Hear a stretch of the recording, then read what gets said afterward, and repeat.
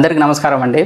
ఈరోజు కరోనా టైంలో స్టాక్ మార్కెట్లో జరిగినటువంటి ఒక ఇన్సిడెంట్ గురించి చెప్దామనుకుంటున్నాను. మనందరికీ తెలుసు, కరోనా సమయంలో అన్ని షేర్స్, స్టాక్స్ ఏవైతే కంపెనీస్, పెద్ద పెద్ద కంపెనీస్ కూడా డౌన్ఫాల్లోకి వెళ్ళిపోవడం జరిగింది. ఏ కంపెనీస్ బాగా ఆ టైంలో పీక్ వెళ్ళిపోయాయంటే అది ఓన్లీ మెడికల్ రిలేటెడ్ ఉన్న కంపెనీస్ మాత్రమే మంచిగా ప్రాఫిట్ అనేటివి గెయిన్ చేయడం అనేది జరిగింది. అంటే మెడికల్ రిలేటెడ్ అంటే డ్రగ్స్ కంపెనీస్ కావచ్చు, హాస్పిటల్కు రిలేటెడ్ కావచ్చు. సో అలా మెడికల్ రిలేటెడ్ ఉన్నటువంటి అన్ని కంపెనీలు కూడా కరోనా టైంలో మంచి లాభాలను తెచ్చిపెట్టాయి ఇన్వెస్టర్లకు. అలాంటి సమయంలో మనకు తెలుసు అందరికీ, కరోనా టైంలో ఆక్సిజన్ సిలిండర్స్ యొక్క ఇంపార్టెన్స్ అనేది చాలా ఉండేది. ఆక్సిజన్ సిలిండర్స్ దొరక్క చాలామంది చనిపోయిన సందర్భాలు ఉన్నాయి. సో ఆక్సిజన్ కంపెనీస్ ఏవైతే ఉన్నాయో అవి కూడా చాలా గ్రోత్ అనేది ఆ కరోనా పీరియడ్లో చూపించడం జరిగింది. అండ్ ఇన్వెస్టర్లు, ట్రేడర్లు వీళ్ళందరూ కూడా ఏం చేశారంటే ఆ టైంలో ఏవైతే ఈ medical related companies, oxygen related companies ఉన్నాయో వాటిలో ఇన్వెస్ట్ చేయడము, ట్రేడ్ చేయడం అనేటివి భారీగా జరిగింది. అలా చేస్తున్నప్పుడు ఒక ఆక్సిజన్ కంపెనీ వచ్చేసి ఆ స్టాక్ కరోనా కంటే ముందు 10,000 రూపాయల లోపలే దాని యొక్క షేర్ విలువ అనేది ఉండేది.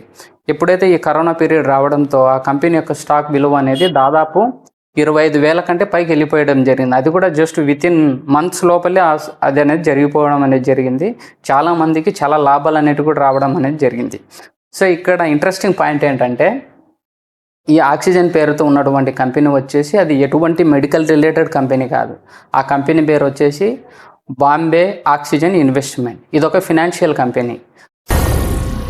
ఏం మాట్లాడుతున్నావురా, నరాలు కట్ అయిపోయింది. మన ఈ స్టాక్ మార్కెట్లో ఉన్నటువంటి ఇన్వెస్టర్లు, ట్రేడర్లు చాలామంది ఏం చేశారంటే ఆక్సిజన్ పేరుతో ఏదైనా కంపెనీ కానివ్వండి, ఏదైనా స్టాక్ కానివ్వండి కనిపిస్తే చాలు దాన్ని కొనుక్కుంటూ వెళ్ళిపోవడమే తప్ప అసలు అది ఏంటి, ఆ కంపెనీ యొక్క ఫండమెంటల్స్ ఏంటి, టెక్నికల్స్ ఏంటి, ఆ కంపెనీ ఏ ప్రోడక్ట్లను తయారు చేస్తుందనే విషయాలు ఏవి పట్టించుకోలేదు. ఆక్సిజన్ పేరు కనబడితే చాలు అందులోకి ఎంటర్ అయిపోవడం, ట్రేడ్ చేయడం. ఇలా 10,000 రూపాయలు ఉన్నటువంటి షేర్ ఒక్కసారిగా 25,000 కంటే పైగా జంప్ అయిపోయింది. వచ్చిన లాభాలన్నిటిని కూడా ఇంకా విత్డ్రా చేసుకుంటూ వెళ్ళడం మొదలుపెట్టిన తర్వాత ఒక్కసారిగా కంపెనీ పైకి వెళ్ళిన తర్వాత మళ్ళీ ఒక్కసారిగా డౌన్ఫాల్ అవ్వడం అనేది జరిగింది. అలా జరిగినప్పుడు ఎవరైతే టాప్లో ఉన్నప్పుడు ఈ 25,000 షేర్ ప్రైస్ ఉన్నప్పుడు కొనుక్కున్నారో వాళ్ళందరూ కూడా చాలా భారీగా నష్టపోవాల్సి వచ్చింది. సో ఈ వీడియోలో నేను ఏం చెప్పాలనుకుంటున్నానంటే, మన స్టాక్ మార్కెట్లో చాలామంది, అంటే స్టాక్ మార్కెట్ అనే కదా, మన ఇండియన్స్ సైకాలజీ అంతా, ఏదైనా ఒక వస్తువు భారీగా పెరుగుతుందంటే దానికి ముందు వెనక అనేది ఆలోచించరు. ఒకసారి అందరూ కొంటున్నారంటే మనము కొనాలి, అందరూ అమ్ముతున్నారంటే మనము అమ్మాలని ఆలోచిస్తారే తప్ప దాని ఫండమెంటల్ కానీ టెక్నికల్స్ కానీ చూడరు.